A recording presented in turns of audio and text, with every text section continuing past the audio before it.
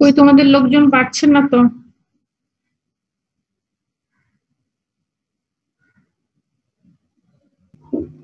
Ma'am সবাই একটু আগে ম্যাম 40 জনের মতো ছিল ম্যাম, এখন আস্তে আস্তে আচ্ছা ঠিক আছে, আমি শুরু করে দেবো। 12:30 পার হয়ে গেছে। ম্যাম আপনি শুরু করে দেন। মানে হ্যাঁ আচ্ছা আমি দেখাবো অল্প একটু জিনিস, তবে শুরুর দিকে একটু সবাই থাকলে ভালো হতো। আচ্ছা তোমরা করে নিবা ডিএসসি, ডিটিএ আর টিজিএ তিনটার মধ্যে যে মেইন ডিফারেন্স, এই মেইন ডিফারেন্সটা পড়বা, ঠিক আছে? ডিএসসি, টিজিএ আর ম্যাম আর টিজিএ, এই তিনটার মধ্যে যে মেইন ডিফারেন্স, সেই ডিফারেন্সটা তোমরা নিজেরা পড়ে নিবা, অনেক সময় পরীক্ষায় আসে। আচ্ছা এরপরে আজকে আমি তোমাদেরকে বেজ লাইন সম্পর্কে হালকা একটা আইডিয়া দেবো। হ্যাঁ, আর বেশিরভাগ জিনিসটাই কিন্তু তোমাদের নিজেদেরকে পড়ে নিতে হবে। শুধু আমি বলে দিচ্ছি যে বেজ লাইনটা কি এবং রিলেটেড ডকুমেন্ট যা, সেই ডকুমেন্ট গুলো আমি তোমাদেরকে দিয়ে দেবো।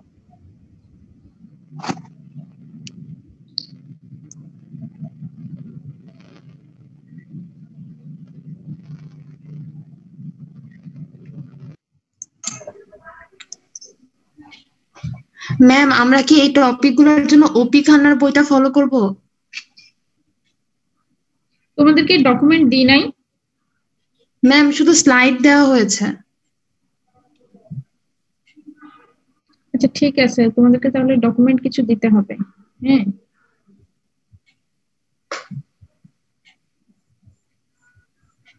আচ্ছা,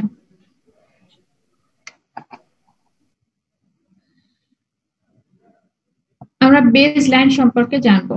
হ্যাঁ, আমরা ডিএসসি কার্ভ, এটা এখানে যে ডিএসসি কার্ভ দেয়া আছে, দেখো কার্ভটা, এখানে কয়টা কার্ভ আছে? এখানে কার্ভ বলতে বেসিক্যালি কিন্তু তোমার পিক গুলো দেয়া আছে, পিক পজিশন গুলা।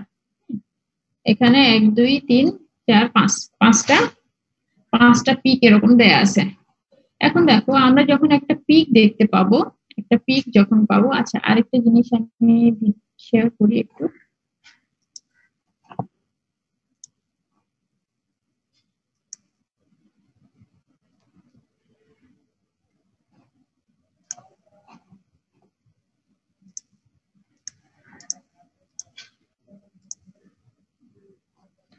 এই জিনিসটা দেখো, এখানে কি আছে, এখানে হচ্ছে যে এক্স এক্সিসে হিট ফ্লো আর ওয়াই এক্সিসে আছে টেম্পারেচার।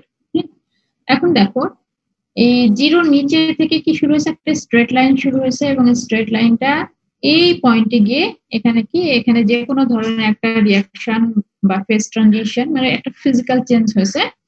এই 155 কত 156-57 ডিগ্রি সেলসিয়াস টেম্পারেচারে কি হয়েছে, একটা ট্রানজিশন হয়েছে। হ্যাঁ, এখন দেখো ট্রানজিশনের আগে আমরা একটা লাইন পেয়েছি, ট্রানজিশনের পরে একটা লাইন পেলাম।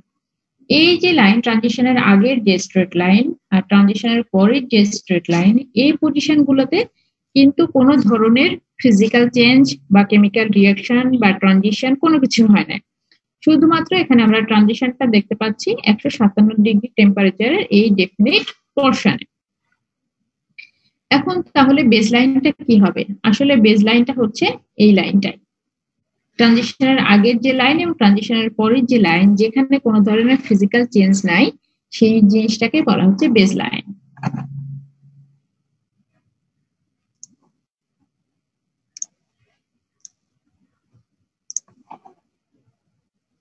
এখানে দেখো বেস লাইনের ডেফিনেশন দেওয়া আছে যে part of the curve that does not exhibit any transitions or reaction. Baseline কি? কার্ভের একটা অংশ যেখানে কোনো ধরনের ফেজ ট্রানজিশন বা কোনো ধরনের রিয়াকশন হয় না। আলটিমেটলি তাহলে সেই জায়গাটা কি, সেই জায়গাটা হচ্ছে তোমার ফেজ ট্রানজিশন বা পিকের আগের যে স্ট্রেট লাইন ফ্ল্যাট পোরশন এবং পিকের পরে যে ফ্ল্যাট পোরশন স্ট্রেট লাইন, সেই জায়গাকে বলা হচ্ছে বেস লাইন, যেখানে কোনো ধরনের ট্রানজিশন বা রিয়াকশন হয়নি। তাহলে বেস লাইন কি এটা আমরা বুঝে গেলাম। এরপরে নেক্সট আসো, আচ্ছা এখানে দেখো এক একটা পিকের শেপ কিন্তু এক এক রকম, একটু খেয়াল করো। এখানে কি, এখানে পিকটা হচ্ছে এরকম। এখানে দেখো পিকের আগের যে লাইন আর পিকের পরের যে লাইন, হ্যাঁ বেস লাইন, এ দুটো কি মোটামুটি একই লাইন বরাবর আছে। কিন্তু যখন আমরা বি কার্ভে যাব তখন কি দেখবো যে পিকের আগের লাইন আর পিকের পরের লাইন দুটো কি একই লাইন বরাবর আছে? দুটো একই লাইন বরাবর নাই। পিকের আগের লাইনটা উপরে আছে এবং পিকের পরের লাইনটা নিচে আছে। এরপরে সি তে আসো, সি তে এসে দেখা যাচ্ছে কি যে পিকের আগের লাইনটা উপরে আছে, পরের লাইনটা নিচে আছে। এরপর ডি তে আসো, ডি নাম্বারে দেখো, ডি নাম্বারে আবার পরপর দুটো পিক আছে। একটা পিক হচ্ছে উপরের দিকে গেছে এবং সেই পিকের সাথে সাথে আবার কি হচ্ছে, সেই পিকটা আবার নিচের দিকে আসছে, এসে এখানে আসছে। আর এখানে দেখো, এখানে দুটো পিক একসাথে মার্জ করে গেছে, ই নাম্বারে দুটো পিক একসাথে মার্জ করে গেছে। তাহলে কি হচ্ছে যে তোমার একই কার্ভের তুমি 4-5টা পিক পেতে পারো এবং এক একটা পিকের শেপ এক এক রকম হতে পারে। এখন এই পিকের যে শেপ, পিক অ্যানালাইসিস করতে হলে বা কার্ভ অ্যানালাইসিস করতে হলে তোমাকে কি করতে হবে, যে এই যে পিক, এই পিকের আন্ডারে যে এরিয়া আছে সেটা তোমাকে বের করতে হবে। এখন পিকের আন্ডারে যে এরিয়া সেটা বের করতে হলে তোমাকে কি একটা বেস লাইন ধরে নিতে হবে। এখানে তো কোনো বেস লাইন নাই, তুমি কতটুকু পিক ধরবা, হ্যাঁ, বা পিকের এরিয়া কতটুকু চিন্তা করবা। এই তো পিক তো এখান থেকে এখানে গেছে, হ্যাঁ, এখন তুমি পিকের এরিয়া কি এই পুরো এরিয়াটা চিন্তা করবা নাকি পিকের এরিয়া এই টপ থেকে এতটুকু চিন্তা করবা। এটার ক্ষেত্রে বুঝলাম যে সবকিছু সিম্পল, কিন্তু তোমরা বি গ্রাফটার দিকে আসো। বি গ্রাফটাতে হ্যাঁ, বি যে পিক আছে সেই পিকের এরিয়া কতটুকু ধরবা। পিকের এরিয়া তুমি কি এখান থেকে একটা বেস লাইন টেনে স্ট্রেট লাইন টেনে পিকের এরিয়া এতটুকু ধরবা, নাকি এই আগের স্ট্রেট লাইন এবং পিকের পরের স্ট্রেট লাইন এই দুটোকে অ্যাড করে ইন্ট্রিকেট করে তুমি কি একটা এরিয়া নিবা, না কিভাবে নিবা? তো পিকের এরিয়া বের করার জন্য তোমাকে কি করতে হবে, একটা ভার্চুয়াল বা ইমাজিনারি বেস লাইন ড্র করতে হবে। কোথায় ড্র করতে হবে? যেখানে তোমার পিক আছে সেই জায়গায় এইটা ড্র করতে হবে, বেস লাইনটা ড্র করতে হবে। কারণ এখানে তো নর্মালি কোনো বেস লাইন নাই, হ্যাঁ। তো তাহলে তুমি পিকের এরিয়া কি করে বের করবা? পিকের এরিয়া বের করতে হলে তোমাকে এখানে একটা ভার্চুয়াল বেস লাইন ড্র করতে হবে। এখন আসো আমি তোমাদেরকে একটা ভিডিও দেখাচ্ছি। এই ভিডিওতে দেখাবে যে কিভাবে এক একটা পিকের জন্য তোমার করা হয়, বেজ লাইনটা ড্র করা হয়। আর বেজ লাইনটা ড্র করার যে স্টেপ, এটা হচ্ছে যে সফটওয়্যার দিয়ে করা যায়। হ্যাঁ, কিন্তু কথা হচ্ছে যে সেটা ডিপেন্ড করবে, সফটওয়্যার বিভিন্ন অপশন আছে, যে তুমি কোন অপশনটা চুজ করবা সেটা ডিপেন্ড করবে তোমার পিকের শেপের উপরে। এখানে আমরা কয় ধরনের পিক দেখছি? 5 ধরনের পিক দেখছি। তো 5 ধরনের পিকের জন্য আমাকে কি করতে হবে? এক একটা অপশন চুজ করতে হবে এই বেস লাইনটা ড্র করার জন্য। এখন আমরা একটা ভিডিও একটু দেখে নিই।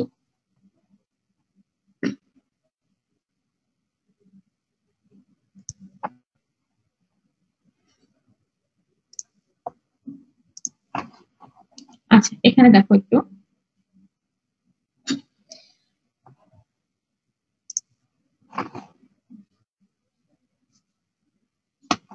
এখানে একটা ফেজ ট্রানজিশন আমরা দেখতে পাচ্ছি কততে? 156তে। এই পিকটা বা এই পিকের জন্য বেস লাইন ড্র করা খুবই ইজি। এর কারণ হচ্ছে পিকের আগের যে লাইন এবং পিকের পরের যে লাইন, এই দুটো লাইনই মোটামুটি কি একই লাইন বরাবর আছে। খুব একটা উপরে নিচে নাই। হ্যাঁ, দুটো লাইনই একই লাইন বরাবর আছে এবং সিম্পলি আমি যদি এখানে একটা স্ট্রেট লাইন প্লট করে দিই, তাহলে সেটা কি হয়ে যাবে? আমাদের ভার্চুয়াল যে বেস লাইন সেটা প্লট হয়ে যাবে। একটু আমরা দেখে নিই। এটা সফটওয়্যারের মাধ্যমে অ্যানালাইসিস করা যায়। এখানে দেখো উপরে অ্যানালাইসিস নামে একটা টুল আছে। হ্যাঁ, এই অ্যানালাইসিসে গিয়ে এখানে টাইপের মধ্যে একটাকে সিলেক্ট করতে হয়।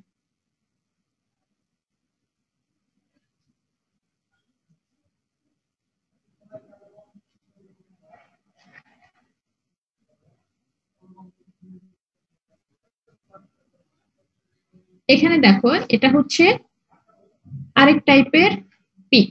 হ্যাঁ, আগে যে পিকটা আমরা দেখছিলাম সেটা ছিল খুবই সিম্পল, কিন্তু এখন যে পিকটা দেখছি সেই পিকের দেখো আগের যে লাইন, পিকের আগের লাইন আর পিকের পরের লাইন কি নাই? সমান নাই। পিকের পরের লাইনটা একটু উপরে আর আগের লাইনটা একটু নিচে আছে। এক্ষেত্রে অ্যানালাইসিসে গিয়ে অন্য আরেকটা অপশন চুজ করতে হবে।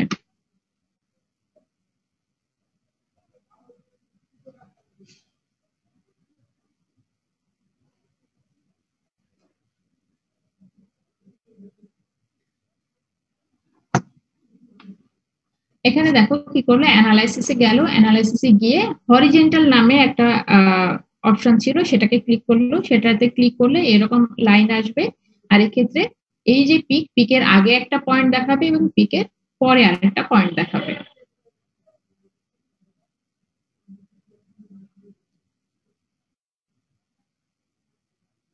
এখানে দেখো, এখানে আমরা যে হরিজেন্টাল লাইনটা দেখছি, এই হরিজেন্টাল লাইনটা কি প্রপারলি ফিট হয়েছে? প্রপারলি ফিট হয় নাই, কিন্তু এই হরিজেন্টাল লাইনটা প্রপারলি ফিট হয়নি, কারণ এখানে তো আমরা গ্যাপ দেখতে পাচ্ছি। হ্যাঁ, এখন কি করতে হবে? একে প্রপারলি ফিট করতে হবে। ফিট করতে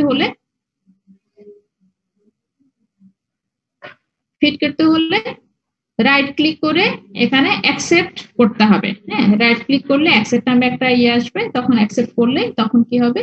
এই যে লাইনটা, এই লাইনটা যেখানে সোজা ছিল, এই লাইনটা এখানে এসে বাঁকা হয়ে কি হবে?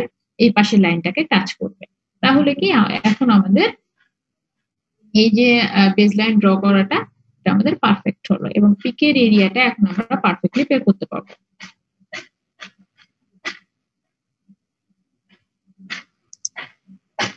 এরপরে দেখো, এটা হচ্ছে আরেকটা পিক, যেখানে কি দেখা যাচ্ছে যে এটা কিন্তু একটা স্লোপ। আগের দুটো পিকের ক্ষেত্রে আমরা দেখলাম যে পিকের আগের লাইন এবং পিকের পরের লাইন কি হরিজন্টাল বা স্ট্রেট লাইন। এখানে এসে কি দেখছি যে পিকের আগের লাইন কি এটা স্লোপ আকারে আছে এবং পিকের পরের লাইনটাও কি স্লোপ আকারে আছে। এক্ষেত্রে তোমাকে ট্রানজেনশিয়াল নামে একটা অপশন চুজ করতে হবে এবং এই যে বেজ লাইন এটা হবে ট্রানজেনশিয়াল বেজ লাইন। তো ট্যানজেনশিয়াল বেজ লাইন কিভাবে প্লট করে দেখো।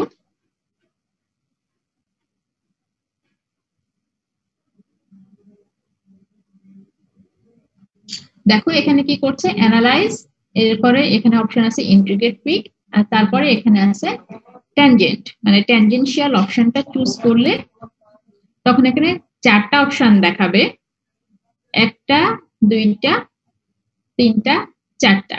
এবং এই যে পিক আছে, এই পিকের আগে দুটো দেখাবে আর পিকের পরে দুটো দেখাবে।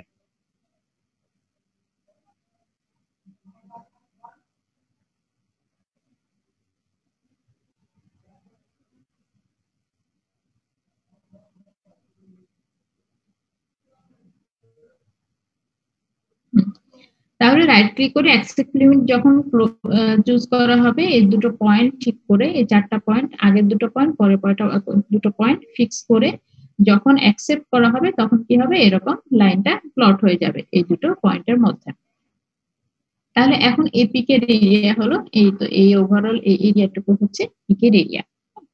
তাহলে এইভাবে পিকের শেপের উপরে ডিপেন্ড করবে, বা পিকের আগের যে লাইন, পিকের পরের যে লাইন, সেই লাইন দুটোর পজিশন সেগুলো হরিজন্টাল নাকি ভার্টিক্যাল নাকি স্লপ আকারে আছে, এবং পিকের শেপ কিরকম, এই সবকিছুর উপরে ডিপেন্ড করবে কি তোমার বেস লাইন ড্র এর যে প্রসেস সেটা।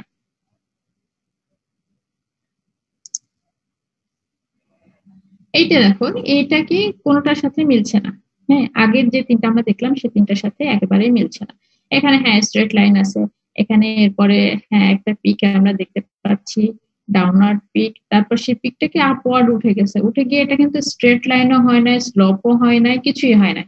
এখানে গিয়ে কিন্তু সে আবার একটা অদ্ভুত শেপে আবার ডাউন হয়েছে। হ্যাঁ, তাহলে এটা কিভাবে প্লট করতে হবে?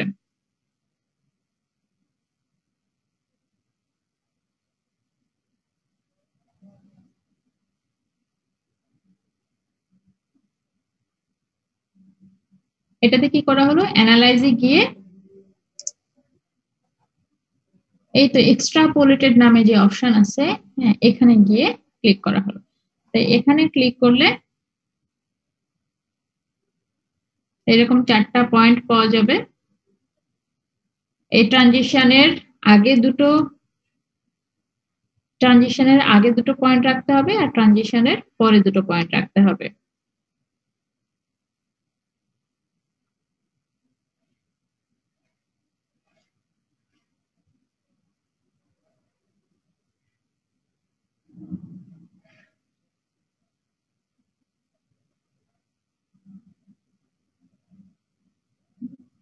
তাহলে এইভাবে আমরা কি পাবো, যে এক্সট্রাপোলেশনের মাধ্যমে আমরা আমাদের বেসলাইন পেয়ে যাব।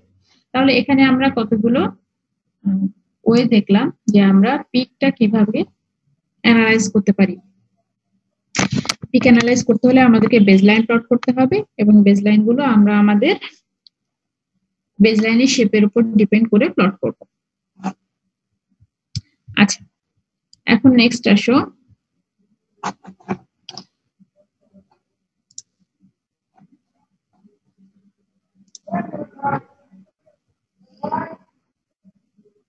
তাহলে বেসলাইন কি সেটা আমরা বুঝলাম, এবং বেসলাইন কেন প্লট করতে হবে সেটা আমরা জানলাম, যে বেসলাইন প্লট করতে হবে কারণ আমরা পিক অ্যানালাইসিস করতে চাই। আচ্ছা, এখন এখানে দেখা যাচ্ছে কি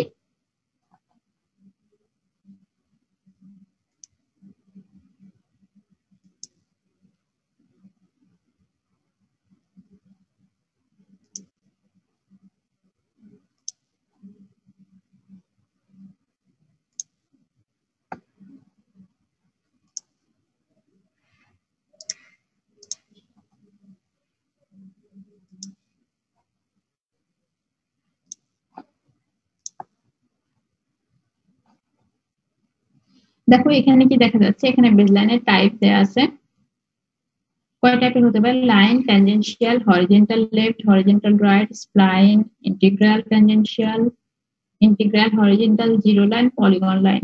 এখানে আমরা কয়েকটা শেপের, আমরা ভিডিও যেটাতে দেখলাম সেটাতে লাইন দেখছি। লাইনের ডেসক্রিপশন কি, this is a straight line that joins two evolution limits on the measured curve. তাহলে আমরা স্ট্রেট লাইন প্রথমে দেখলাম, এটা তো দেখছি। এরপরে আসলে আমরা ট্যানজেনশিয়ালটা দেখলাম আর কি। তাহলে তোমরা এগুলো একটু দেখে নেবা, ক্যাটাগরি কি কি আছে এবং এগুলোর ডেসক্রিপশন, এগুলো একটু দেখে নেবা। এরপরে আসো, তাহলে এই তো ভার্চুয়াল বেসলাইন যেটা, সেটা আসলে কি, ভার্চুয়াল বেসলাইন হচ্ছে an imaginary line in the region of a reaction or transition that the DSC curve would show if no reaction or transition enthalpy are produced. আমরা যেখানে পিক পাচ্ছি, এই তো আমরা কি এখানে একটা পিক পাচ্ছি। হ্যাঁ, এখন আসো, এখানে যদি কোনো পিক না থাকতো, তাহলে আমরা যে বেসলাইনটা পেতাম সেটাই হচ্ছে ভার্চুয়াল বেসলাইন, এবং সেটাই আমরা ড্র করা শিখছি আজকে। এখন এখন নেক্সট টপিক হচ্ছে ফ্যাক্টরস ইনফ্লুয়েন্সিং দ্য বেসলাইন। কি কি ফ্যাক্টর আছে যেগুলো বেসলাইনকে ইনফ্লুয়েন্স করতে পারে? এখানে 5টা ফ্যাক্টর দেওয়া আছে। তার মধ্যে নাম্বার 1 হচ্ছে mass, shape and structure of the sample. মানে তোমার স্যাম্পলটা কিরকম সেটার উপরে ডিপেন্ড করবে। নাম্বার 2 হচ্ছে thermal conductivity and contact of the sample with the bottom of the crucible. এটা হ্যাঁ, একটা থার্মাল কন্ডাক্টিভিটি একটা ব্যাপার, আর একটা হচ্ছে contact of the sample with the bottom of the crucible. Contact of the sample মানে কি, তুমি আসলে স্যাম্পলটাকে কিভাবে প্রিপেয়ার করছো সেটার উপর ডিপেন্ড করবে এর কন্টাক্টটা, যে স্যাম্পলটা ক্রুসিবলের যে বটম আছে সেটাকে কমপ্লিটলি কভার করে আছে নাকি পার্শিয়ালি কভার করে আছে, এটার উপর ডিপেন্ড করবে। নেক্সট হচ্ছে কি, যে heat transfer from the crucible to the sensor. আর heat transfer from the crucible to the sensor, এটাও কি অনেকটা তোমার থার্মাল কন্ডাক্টিভিটির উপরে ডিপেন্ড করবে। ক্রুসিবলের যে থার্মাল কন্ডাক্টিভিটি সেটার উপর ডিপেন্ড করবে। এরপর 4 নম্বর হচ্ছে হিটিং রেট। হিটিং রেট কম বেশি হলে কি হয় সেটা আমরা দেখছি, যে হিটিং রেট যদি খুব বেশি হয়ে যায় তাহলে ডিকম্পোজিশন টেম্পারেচার অনেক বেড়ে যাবে বা ট্রানজিশন টেম্পারেচার বেড়ে যাবে। তো হিটিং রেটের একটা ব্যাপার স্যাপার আছে। এবং ফাইনালি হচ্ছে thermal history of the sample and measuring system. Thermal history of the sample বলতে সেই স্যাম্পলের সাথে ধরো আগে কোনো হিট ট্রিটমেন্ট করা হয়েছে কিনা বা অন্য কোনো থার্মাল সাইকেলের মধ্যে দিয়ে গেছে কিনা সেই স্যাম্পলটা, এটা বোঝাচ্ছে। আর ফাইনালি হচ্ছে যে মেজারিং সিস্টেম, তুমি এক একটা মেশিন দিয়ে, এক একটা কোম্পানির মেশিন দিয়ে যখন মেজার করবা তখন তোমার কার্ভ আসবে এক এক রকম। হ্যাঁ, হয়তো ফাইনাল রেজাল্ট একই রকম হবে, কিন্তু কথা হচ্ছে যে সেম স্যাম্পলের জন্য তোমার কার্ভ কখনোই ডিফারেন্ট মেশিন দিয়ে একই রকম আসবে না। এক একটা মেশিন দিয়ে তুমি তোমার যে কার্ভ পাবা সেই কার্ভটা এক এক রকম আসবে। আর এরপরে হচ্ছে কি প্রিন্সিপালস ফর কনস্ট্রাক্টিং ভার্চুয়াল বেসলাইনস। তুমি কিভাবে ভার্চুয়াল বেসলাইনস কনস্ট্রাক্ট করবা সেটার প্রিন্সিপাল এখানে লেখা আছে, দেয়া আছে, তোমরা একটু দেখে নিবা এই জিনিসটা। আর একই সাথে তোমরা আমি যে ভিডিওটা দিলাম সেই ভিডিওটা একটু ফলো করবা। দুটোকে একসাথে, যদি পরীক্ষায় কোশ্চেনটা আসে তাহলে দুটোকে একসাথে মিলিয়ে অ্যান্সার করবা। এক হচ্ছে যে এখান থেকে নিবা, এখানে যা যা কথা আছে, আর এক হচ্ছে যে ভিডিওতে যা যা আছে সেই জিনিসগুলো নিবা। এবং ভিডিওতে যে 4টা কয়টা প্লট করা দেখালো, 4টা বেসলাইন প্লট করা দেখালো মনে হয়, সেই 4টা বেসলাইন তোমরা সুন্দর করে খাতায় প্লট করে তারপর সেগুলো এক্সপ্লেন করে দিতে পারো। এখানে দেখো, এখানেও কিন্তু সে একই রকম কাজ করা আছে। এখানে কি বলছে, ট্যানজেনশিয়াল ইসের কথা বলা আছে। ট্যানজেনশিয়াল বেসলাইন কি? হ্যাঁ, তো এটা আমরা দেখলাম যে ট্যানজেনশিয়াল বেসলাইন কি, ভিডিওতে যেটা আমরা দেখছি যে তোমার ট্রানজিশন বা পিকের আগের যে লাইন এবং পিকের পরের লাইন, এই দুটো পোর্শনটা কিভাবে আছে, স্লোপ আকারে আছে। তখন আমাদেরকে কি প্লট করতে হবে, ট্যানজেনশিয়াল বেসলাইন প্লট করতে হবে। আর এখানে এই তো এ বি সি ডি দিয়ে যেটা, সিডিই দিয়ে যেটা দেয়া আছে, এটা হচ্ছে ফিগার 1। হ্যাঁ, ফিগার 1-এ আসো। এখানে এ কি বলছে দেখো, এ হচ্ছে কি ননসেন্সিক্যাল এন্ড 2 হচ্ছে গুড। এই তো এতে এখানে 1 নাম্বার যেটা, 1 নাম্বার হচ্ছে এখান থেকে এখান পর্যন্ত, এটাকে বলছে ননসেন্সিক্যাল। আর 2 নাম্বার হচ্ছে গুড, মানে ওকে পারফেক্ট। তো যখন আমি 1 নাম্বার এই লাইনটা প্লট করব, এই লাইনটা যদি প্লট করি তাহলে তো আমি ফুল এরিয়া পাবো না, পিকের ফুল এরিয়া পাবো না। তো আমি যদি 2 নাম্বার লাইন যেটা এখান থেকে এখান পর্যন্ত একটা স্ট্রেট লাইন ড্র করে যে বেস লাইনটা প্লট করছি, এই বেস লাইনটা প্লট করলে কি হবে, আমি পিকের ফুল এরিয়াটা পাবো। তাহলে এই এ নাম্বার পিকের ক্ষেত্রে তোমার পারফেক্ট বেস লাইন হচ্ছে 2 নাম্বার লাইন। এরপরে আসো বি নাম্বার। বি নাম্বারের ক্ষেত্রে কি, কিন্তু এই 1 নাম্বার পারফেক্ট না, হ্যাঁ, পারফেক্ট হচ্ছে 2 নাম্বার। 2 নাম্বারটা হচ্ছে পারফেক্ট। সি এর ক্ষেত্রে কি, এটা একটাই দেখানো হয়েছে। এবং ডি এর ক্ষেত্রে মনে হয় 1 নাম্বারটা ওকে আর 2 নাম্বারটা মনে হয় অতটা পারফেক্ট না। দেখি ডি এর ক্ষেত্রে কি লিখছে ওরা। ডি এর ক্ষেত্রে কি বলছে যে 1 হচ্ছে গুড, 2 হচ্ছে যে আরবিটারি। তাহলে এই ডি নাম্বার যেটা, এখানে কি 1 নাম্বার হচ্ছে যে পারফেক্ট বা গুড। এখন আসো এই ই নাম্বারের ক্ষেত্রে কি আমরা কি দেখছি, যে দুটো পিক মার্জ হয়ে আছে। তো দুটো পিক যখন মার্জ হয়ে আছে তখন দেখো এখানে 1 নাম্বার আর 2 নাম্বার। যখন আমি এই ফার্স্ট পিকটা কনসিডার করব তখন কিন্তু আমার এই 2 নাম্বার লাইনটা গুড। 2 নাম্বার লাইনটা পারফেক্ট। কিন্তু আমি যদি এই মার্চ পিকটাকে পুরোটাকে একসাথে কনসিডার করতে চাই তাহলে কিন্তু আমার এই 1 নাম্বার লাইনটা পারফেক্ট। তো যখন মার্চ পিক থাকবে তখন তোমার লাইনটা চিন্তা করতে হবে যে তুমি একটা সিঙ্গেল পিক চিন্তা করতেছো নাকি দুটো মার্চ পিককে একসাথে কনসিডার করছো, সেটার উপর ডিপেন্ড করবে।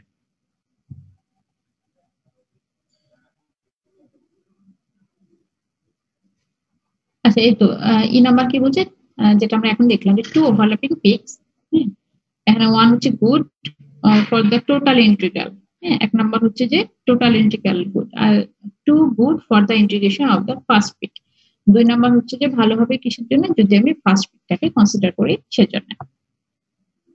আচ্ছা, তাহলে এই হচ্ছে তোমার ভার্চুয়াল বেসলাইন কিভাবে প্লট করতে হবে সেটা তোমরা এখান থেকে দেখে লিখবা, প্লাস একই সাথে তোমরা ভিডিও থেকেও নোটগুলো নিয়ে নিজেরা একটু লিখবা। এরপরে আসো অ্যাপ্লিকেশন, এটার এক্সাম্পল দেওয়া আছে যে কি কাজে অ্যাপ্লাই করা হয় বেসলাইনটা। এই ছোট্ট একটা 3-4 পেজের শিট, এটা তোমরা নিজেরা দেখে নিও, আর ডিফারেন্স গুলো তোমরা একটু দেখে নিও একসাথে।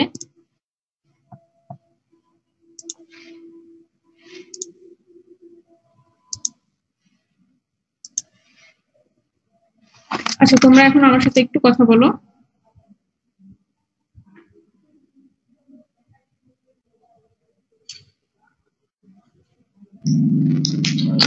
ম্যাডাম, এই টপিক থেকে কি ধরনের প্রশ্ন হতে পারে? কোনটা থেকে? আজকে যে বেস লাইনটা পড়ালেন এটাই আর কি, আমাদের চিত্রকে সব ব্যাখ্যা করতে হবে। এরকম থাকে যে বেসলাইন কি, বা বেসলাইন কিভাবে তৈরি করতে হয়, বা বেসলাইনের অ্যাপ্লিকেশন কি, এরকম থাকতে পারে। ঠিক আছে, তোমরা আগের সালের কোশ্চেন গুলো একটু দেখলে আইডিয়া পেয়ে যাবা। জি ম্যাম। কোশ্চেনের প্যাটার্ন এটা টিচার টু টিচার ভ্যারি করে, এক এক সময় এক এক রকম হয়।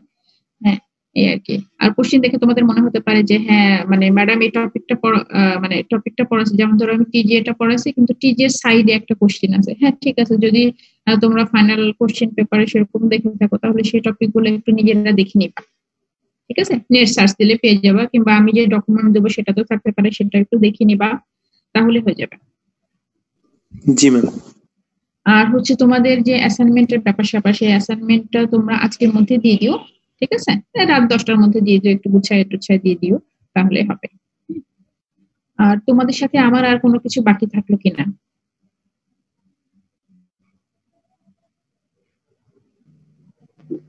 না ম্যাম, অ্যাসাইনমেন্ট নেওয়ার কথা ছিল ম্যাম, এই আজকে ম্যাম আমি আপনাকে পাঠাই তোমার দিচ্ছি। মাথায় তো এটা নাই যে তুমি ডকুমেন্ট নাও নাই।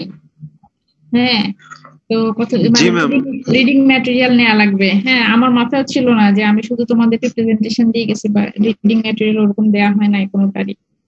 জি ম্যাম, শুধু স্লাইড দেওয়া হয়েছে। ম্যাটেরিয়াল যেগুলো দেবো সেগুলো একটু দেখে নিবা, একই সাথে হচ্ছে যে তোমাদেরকে যেগুলো দিছি জানি বলে স্লাইড যেগুলো দিছি সেগুলো দেখে নিবা। তোমাদের বোর্ড ভাইবার ডেট? জি ম্যাম। তোমাদের আজকে লাস্ট ক্লাস, তো এর মধ্যে তোমাদের বোর্ড ভাইবার শেষ হওয়া উচিত ছিল না, বলো? ম্যাম, আমরা কোর্স অ্যাডভাইজারের স্যারের সাথে কথা বলছি ম্যাম, কিন্তু স্যার আর কি কিছু বলছে জানাবে, স্যার আর কিছু বলেনি আর কি। কতদিন আগে কথা বলেছো তোমরা কোর্স অ্যাডভাইজার স্যারের সাথে? ম্যাম, স্যারের সাথে মানে এই সপ্তাহে ম্যাম, এই যে শনিবারে যেই স্যার ক্লাস নেয় ওই সময় স্যারের সাথে কথা বলছিলাম। তো স্যার তখন বলছে যে হবে যখন তখন তোমাদেরকে জানানো হবে। তো ম্যাম এরপরে আর কি আর কিছু জানি না আর কি। না, তোমাদের তো ছিল লাস্ট উইকে খোঁজ খবর নেওয়া, তাই না? 1-2 সপ্তাহ আগে একটা খোঁজ খবর নেওয়া, যেহেতু অন্যান্য ডিপার্টমেন্টে। আমরা মানে স্যারদের সাথে কথা বলছিলাম, মানে হুমায়ুন স্যারের সাথে কথা হচ্ছে যে তোমাদের কোর্স অ্যাডভাইজারকে তোমাদেরকে বেসিক্যালি কথা বলতে হবে যে এই ব্যাপারগুলো নিয়ে, একাডেমিক ব্যাপারগুলো নিয়ে তোমাদের কোর্স অ্যাডভাইজার স্যারের সাথে কথা বলতে হবে, তাই না?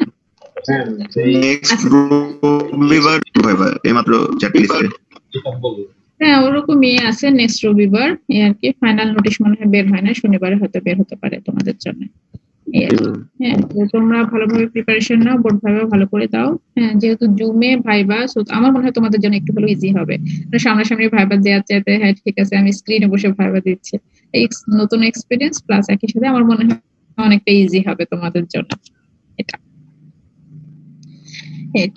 তো আচ্ছা ঠিক আছে, তাহলে তোমাদের জন্য বেস্ট অফ লাক রইলো নেক্সট সেমিস্টারে। এই সেমিস্টারে সবকিছু শেষ করে ভালোভাবে শেষ করে নেক্সট সেমিস্টারে আবার তোমরা চলে আসো। তোমাদের ক্লাস কবে থেকে শুরু হবে?